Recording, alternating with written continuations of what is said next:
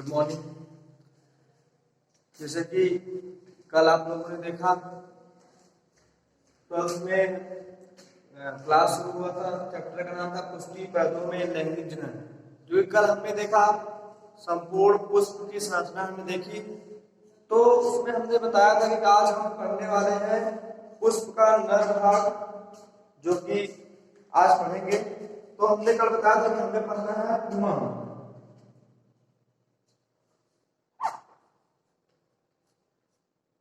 किसके बारे में पढ़ना है? पुमंग के बारे में। तो इसकी जो संरचना थी वो कुछ इस प्रकार से थी, इस प्रकार था। ये था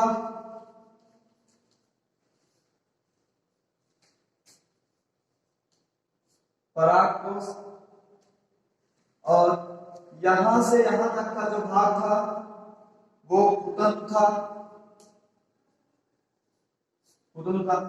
और ये संपूर्ण संरचना जो थी,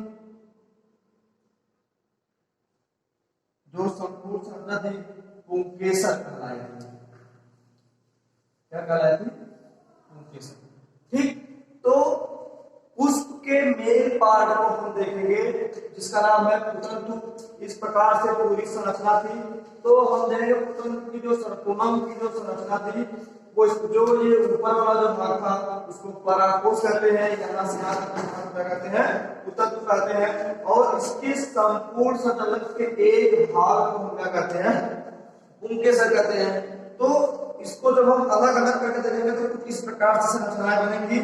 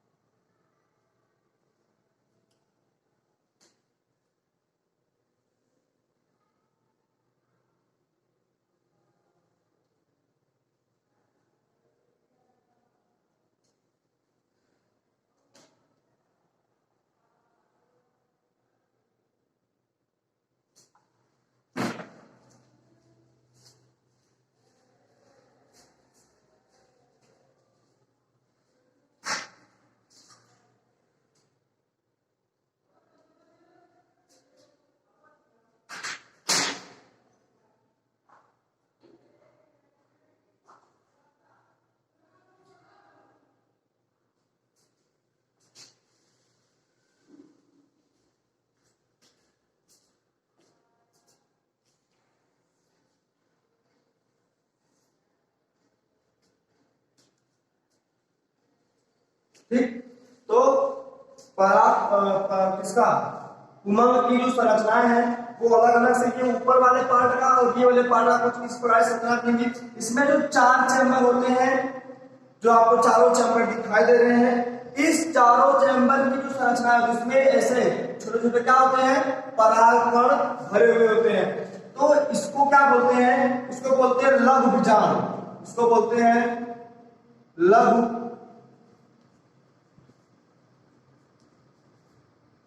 बीजाणु। ठीक। तो इस प्रकार इसमें 4 चैम्बर होते हैं। प्रत्येक पराग मतलब इस परागकोश में कितनी 4 चैम्बर होते हैं। इन चारों चैम्बर में इस प्रकार की जो 4 कोशिकाएं पाई जाती हैं, इस कोशिकाओं को कहते हैं लघु बीजाणु। ठीक। यही लघु बीजाणु क्या कहते हैं? लघु बीजाणु बनाते क्या हैं?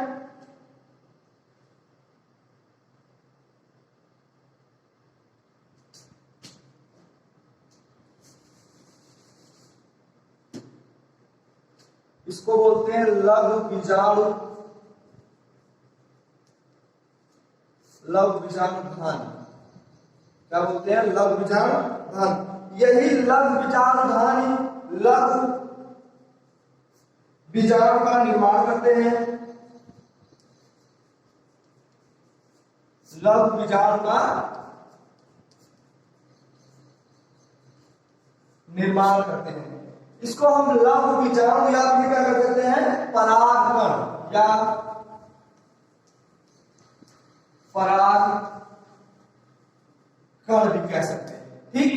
तो पुमंग का मतलब पुमंग की ये संरचनाएं होती है। इसको अगर काट दिया जाए तो इस प्रकार की संरचना रहेगी। इसमें 4 चैम्बर होते हैं। इस 4 चैम्बर में 4 कोशिकाएं होती है। ये वाली जो संरचना होती है कोशिका जो होती है वह कहलाती है लघु बीजाणुधानी। यही लघु बीजाणुधानी जो होती है इसका लघु बीजाणु का या फिर परागकण का निर्माण करती है। फिर उसके बाद हम देखते हैं फिर इसके देखते हैं लघु बीजाणु जनन। ये क्या कहलाते हैं? लघु बीजाणु जनन कहलाते हैं।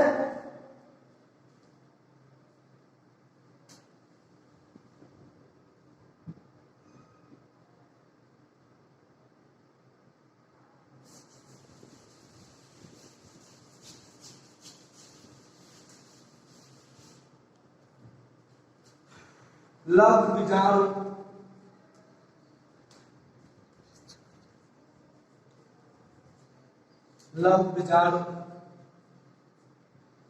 जनन या पुंग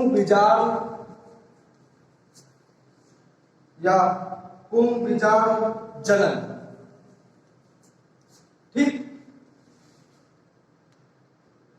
तो लघु बीजाणु जनन या पुंग बीजाणु जनन इसका निर्माण मतलब इनमें 3 स्तर पाए जाते हैं।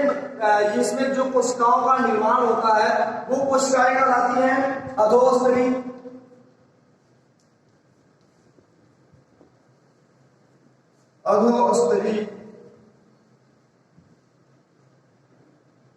कोशिका, अधोस्तरी कोशिका। फिर ये कोशिकाएं विभाजित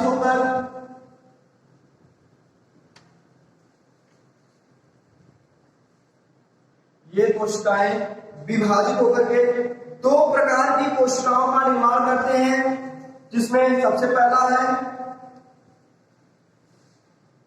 प्राथमिक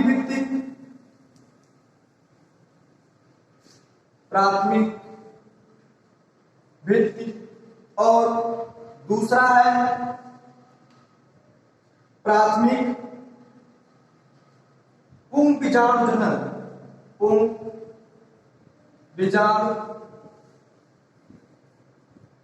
जनन।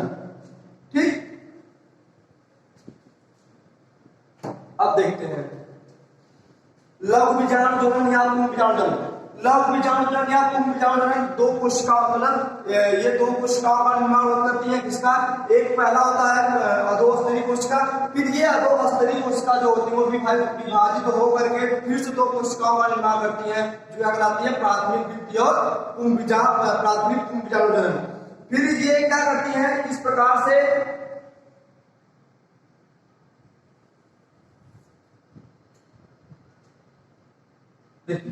होता क्या है, ये अधोस्तरी कोशिका है। क्या है? मान लीजिए अधोस्तरी कोशिका है। ये अधोस्तरी कोशिका जो होती है 2 भाग में विभाजित होती है। ये तो पहला क्या बनाता है? अधोस्तरी कोशिका। फिर दूसरा बनाता है प्राथमिक पुंग बीजाणु जनन। फिर उसके बाद ये कोशिकाओं का जो समूह बना लेता है।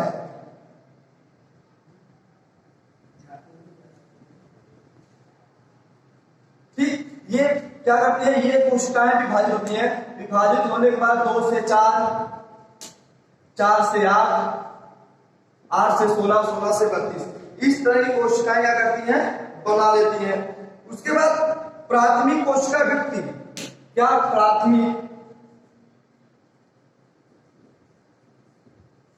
प्राथमिक कोशिका भित्ति, प्राथमिक कोशिका भित्ति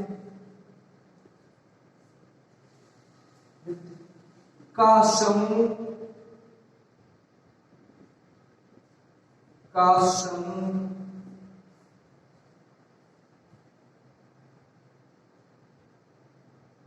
बन जाता है। वह कई स्तरों में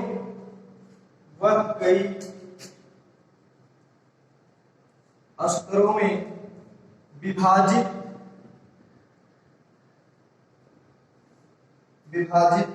हो जाती है।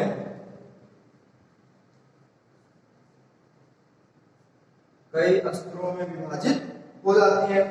कई स्तरों में विभाजित होने का मतलब होता है, मान लीजिए ये कोशिकाएं जो होती है न्यूनतम कितने तीन स्तरों में विभाजित होती है। जो सबसे पहला स्तर है, पहला कहलाता है बाह्य स्तर, और दूसरा कहलाता है मध्य स्तर, और तीसरा कहलाता है टेपिटम।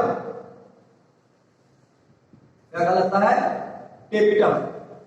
ये सबसे बाहरी स्तर होता है, ये मिडिल स्तर होता है, ये सबसे मतलब सबसे अंदर, ये लास्ट का जो स्तर होता है क्या कहलाता है? टेपिटम कहलाता है। तो इसकी जो संरचनाएं हैं कुछ इस प्रकार से होती हैं।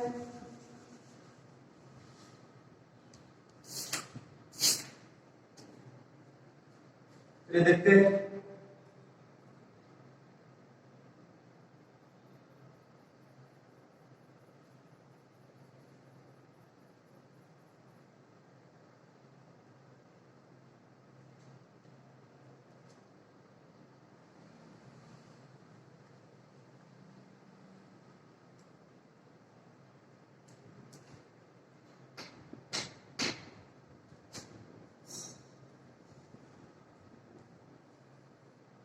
इस प्रकार की दो लेयर बनी।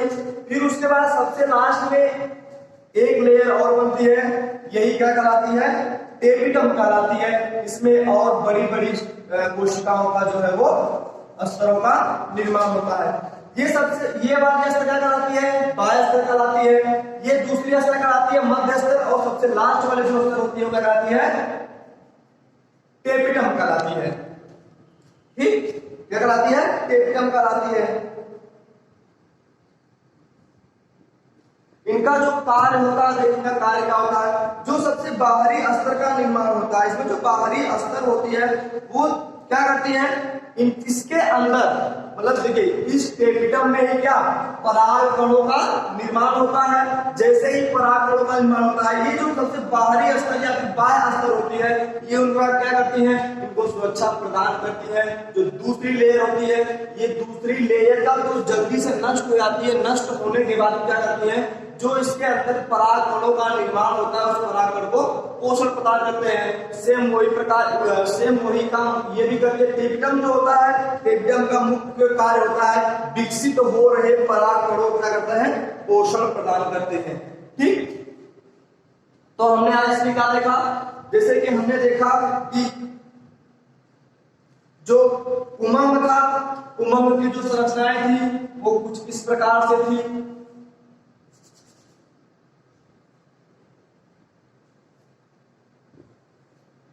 इसमें 4 चैम्बर थे।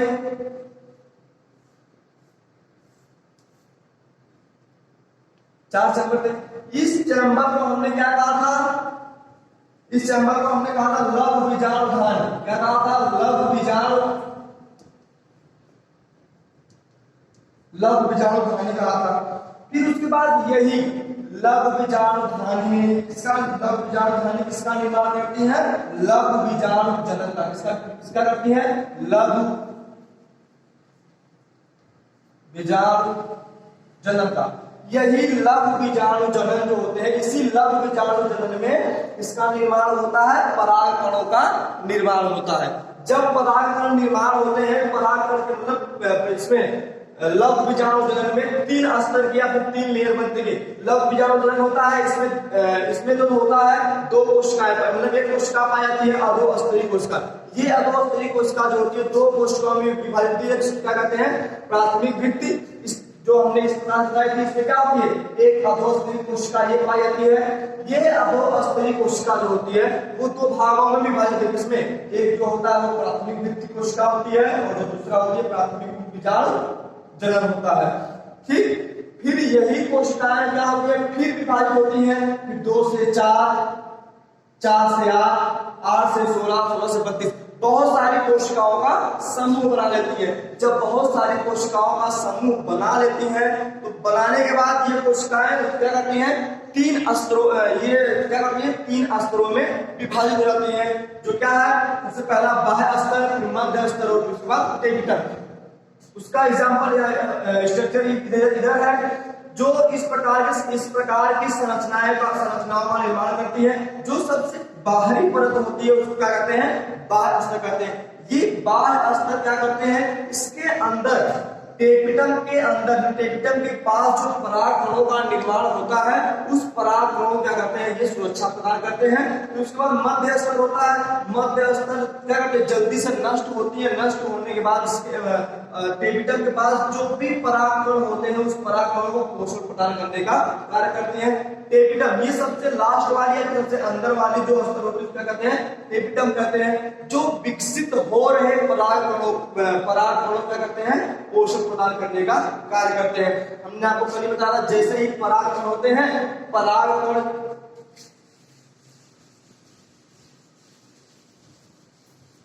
जो पराग कण होते हैं वो परागकोश में, परागकोश, यहाँ परागकोश है, यहीं से यहीं क्या होते हैं, यहीं परागकोश में ही परागकण पाए जाते हैं। इनका रिप्रोडक्शन कैसे होता है, इस परागकोश से परागकण निकले, जैसे ही मान लीजिए किसी हवा के माध्यम से या पक्षी के माध्यम से। अब एग्जाम्पल के तौर पे ये देखिए, ये गुड़हल का फूल है, ये गुड़हल का फूल है, इसमें देखिए बहुत सारी क्या है, परागकण दिखाई दे रहे हैं। ये परागकण क्या करते हैं, किसी हवा के माध्यम से, या फिर मान लीजिए कोई इसमें कीट भौरा आकर बैठा, तो वो क्या हुआ, परागकण इसके क्या हुआ, पैर में चिपका, चिपकने के बाद क्या करते हैं, वो पुष्प पे जाकर के कहाँ बैठते हैं, पुष्प के वर्तिकाग्र पर पहुंचते हैं। वर्तिकाग्र से क्या होता है, जो इसके परागकण, वर्तिकाग्र का जो मुंह होता है वो क्या होता है, हमेशा खुला हुआ होता है। ये हमने कल संरचना बताई थी, ये सबसे ऊपरी भाग क्या था, वर्तिकाग्र था, ये क्या था, वर्तिकाग्र था, और ये वाला जो भाग था ये वर्तिका था, क्या था, वर्तिकल था। फिर यहाँ पे हमने कुछ इस प्रकार से संरचना बनाई थी,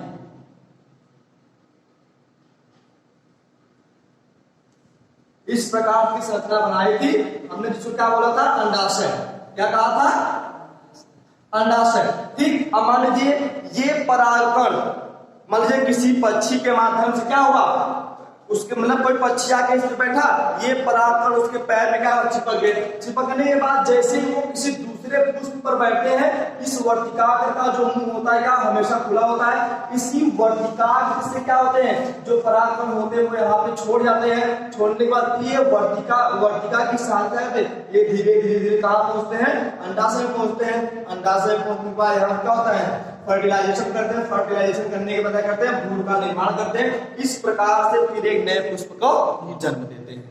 ठीक, आज के लिए बस इतना ही। फिर कल हम पढ़ेंगे इसी पुष्प का फीमेल पार्ट, जिसको क्या बोलते हैं, जायान बोलते हैं। तो कल हम लोग अगला टॉपिक पढ़ेंगे जायान।